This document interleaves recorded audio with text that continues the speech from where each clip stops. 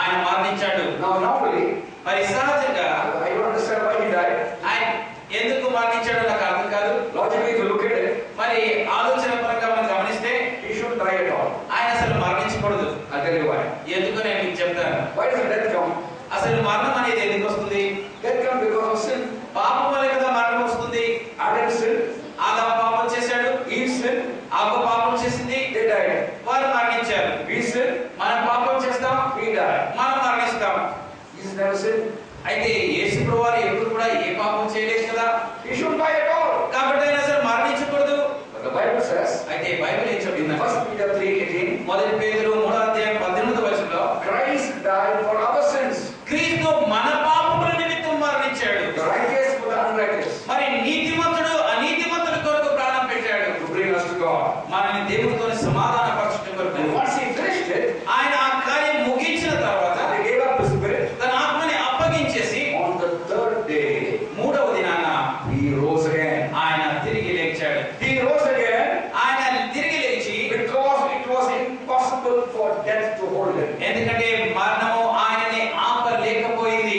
Acts 2:24 says, అపోస్తలుల కార్యం 2:24 ఏం చెప్తుందంటే, it is impossible for death to hold him. మరణము ఆయన్ని ఆపనేరదు, అసాధ్యము అంటూ ఉన్నాడు. Some people find it difficult to believe how he rose from the dead. మరి కొంతమందికి ఆయన అసలు మరణం నుంచి ఎలా లేచారని ఆశ్చర్యపోతూ ఉంటారు. When I was in Russia, నేను రష్యాలో ఉన్నప్పుడు I was visiting for a few months in Russia. కొన్ని నెలలు రష్యాలో పరిచయం చేస్తూ వచ్చాను. The communists used to ask me, అప్పుడు కమ్యూనిస్ట్ వారు నాతోని అడుగుతూ, "Do you really believe that Jesus rose from the dead?" మరి యేసు ప్రభువారు మరణం నుంచి తిరిగి లేచాడు నిజంగా నువ్వు I నమ్ముతున్నావా? said, "Yeah, of course."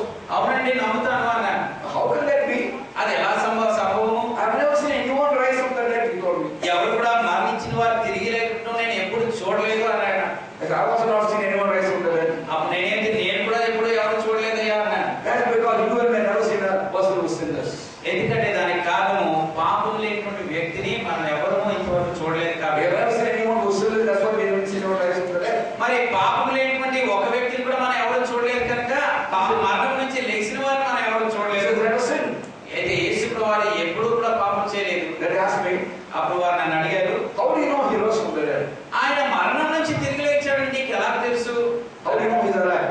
ఆయన ఇప్పుడు సజీవుడుగా ఉన్నాడని ఎలా తెలుసు నీకు? In fact, before that they would ask me, మరి నేను వాళ్ళ దగ్గరికి వెళ్తే ఏమడుగుతారంటే, they are communists, వారు కమ్యూనిస్టులు, they don't believe in God.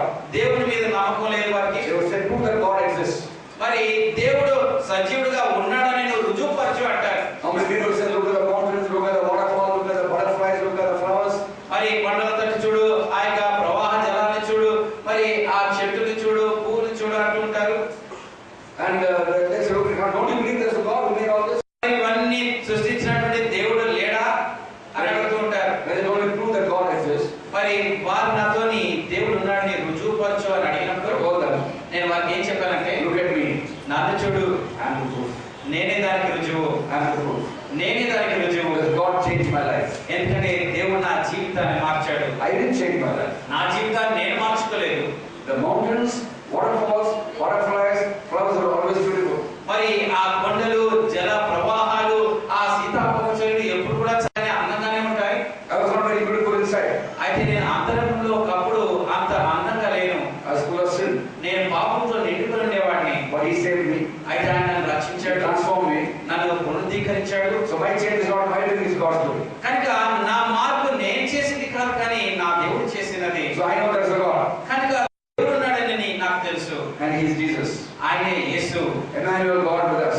Immanuel, దేవుడు మనకు తోడుగా Then they ఉన్నాడు. ask me, ఆ తర్వాత నన్ను ఏమంటారంటే, how do you know He's alive?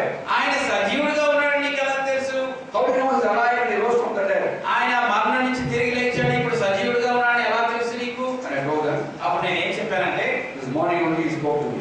ఈ ఉదయాన్నే నాతో ఆయన మాట్లాడాడు. Before I spoke to He spoke to me. మీతో నేను మాట్లాడక ముందు ఆయన నాతో మాట్లాడాడు. Just now I heard Him speak. ఇప్పుడే ఆయన నాతో మాట్లాడడం నేను విన్నాను. So I know He's alive. కాబట్టి ఆయన సజీవుడని నాకు తెలుసు. How will I know He's alive? ఆయన సజీవుడని నాకెలా తెలుసు అని అడిగాడు. Will you call upon His name, He will answer you. నువ్వు ఆయనకు మొరపెట్టినట్లయితే ఆయన నీ కృతో కూడా మాట్లాడతాడు. Hallelujah. Hallelujah. No one who comes to me will cast out. మరి నా దగ్గరికి వచ్చి వాడిని ఎవరిని కూడా నేను తృణీకరించను అని ప్రభు So everything about Him was a miracle. కనుక ఆయనకు ఇచ్చినటువంటి ప్రతి విషయం అద్భుతమైందండి. On the cross and blood was shed. ఆ కలువరి శిలువ మీద ఆయన రక్తం కార్చబడింది. That blood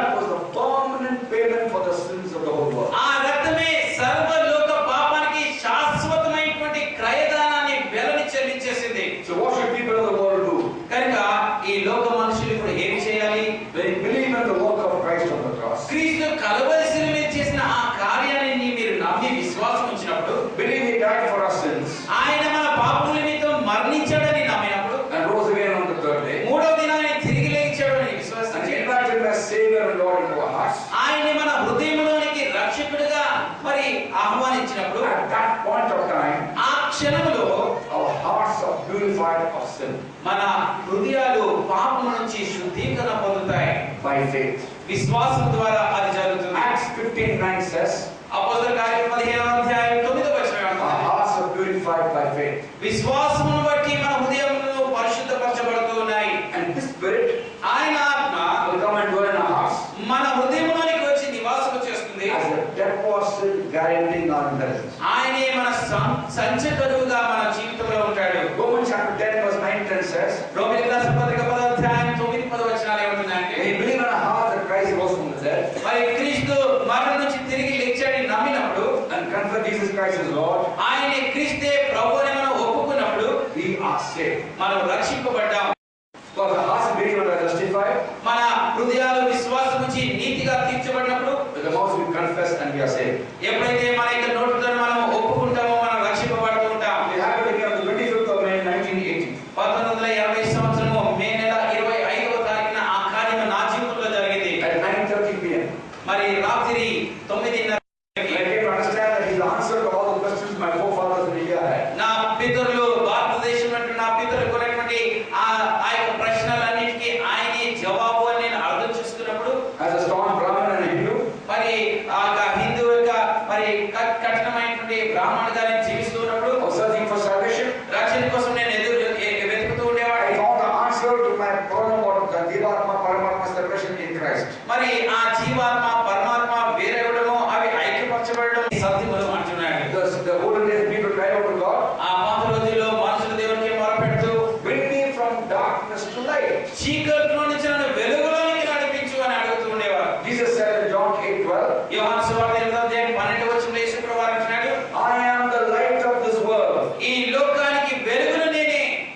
Whoever follows me will not walk in darkness, will have the light of life. నన్ను వెంబడించి వారిలో చీకటి ఎంత మాత్రము ఉండదు, కానీ జీవపు వెలుగు వారిలో ఉంటుంది. Remember I told you earlier, remember the word light of life? మరి జీవపు వెలుగు అని ఆరంభంలో నేను చెప్పినటువంటి విషయాన్ని జ్ఞాపకం Let's look at the చేసుకోండి. message I gave you a passage. వర్తమానాన్ని ఆరంభించినప్పుడు ఒక వాక్య భాగాన్ని మీకు ఇచ్చాను. Psalm 49:16-20. Psalm 49:16-20. మరి కీర్తనలు 49వ అధ్యాయం 16 నుంచి 20 వచనాల వరకు మనం They will never see the light of life. వారు మరి ఈ జీవపు వెలుగుని ఎప్పుడు కూడా చూడరు అన్న విషయాన్ని మనం చదువుకున్నాం. We have everything in the world. మరి ఈ లోకంలో అన్ని ఉన్నప్పుడు, We have riches in the world. ఈ లోకంలో సంపదలు ఉన్నాయి, We have no understanding. అయితే ఆ గ్రహింపు లేనప్పుడు You are into beasts that perish. మరి నశించు మృగం వలె వారు ఉంటారు. Jesus says, అయితే యేసు ప్రభువు అంటున్నారు, I am light of this world. నేనే ఈ లోకానికి వెలుగైనాను. He who follows me నన్ను వెంబడించువాడు will not walk in darkness. చీకటిలో ఎంత మాత్రం కూడా ఉండడు. He will have the light of life. ఆ అతనిలో జీవపు వెలుగు ఉంటుంది. It is the Lord Christ who brings us from darkness to light. యేసుక్రీస్తు ప్రభువారే మనల్ని చీకటిలోంచి వెలుగులోనికి నడిపించాడు. So he is the ultimate guru. కనుక ఆయనే ఆ శ్రేష్టమైనటువంటి గురువుగా ఉంటూ There is ఉన్నాడు. no other guru who brings us from darkness to light. మరి చీకటిలోంచి వెలుగులోనికి తీసుకొచ్చేటువంటి మరొక గురువు ఎవరు లేరు. One more prayer.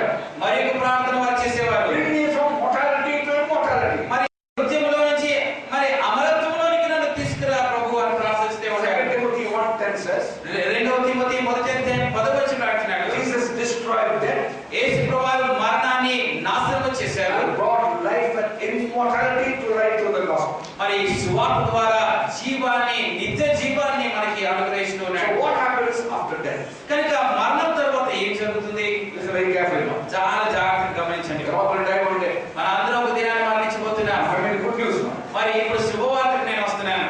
Because we have Christ in us. క్రీస్తుని మనలో మనం కలిగి ఉన్నాం కనుక When we die, మనం మరణించినప్పుడు, when the Spirit comes out, ఈ ఆత్మ మన నుంచి బయటికి వచ్చినప్పుడు, because it is made perfect by the blood of Jesus, యేసు ప్రభువారికి రక్తం చేతది సంపూర్ణంగా పరిశుద్ధపరచబడింది కనుక it will go straight to heaven. అది నేరుగా పరలోకానికి చేరుకుంటుంది. It will go to Jesus. అది యేసు ప్రభువారి దగ్గరికి వెళ్ళిపోతుంది. How do we know that? ఎలా మనకి తెలుసు? There was a man called Stephen. మరి స్టీఫెను అనేటువంటి ఒక వ్యక్తి ఉండేవాడు. He was a wonderful man of God. దేవునికి గొప్ప దైవజనుడు. And because of his testimony, the two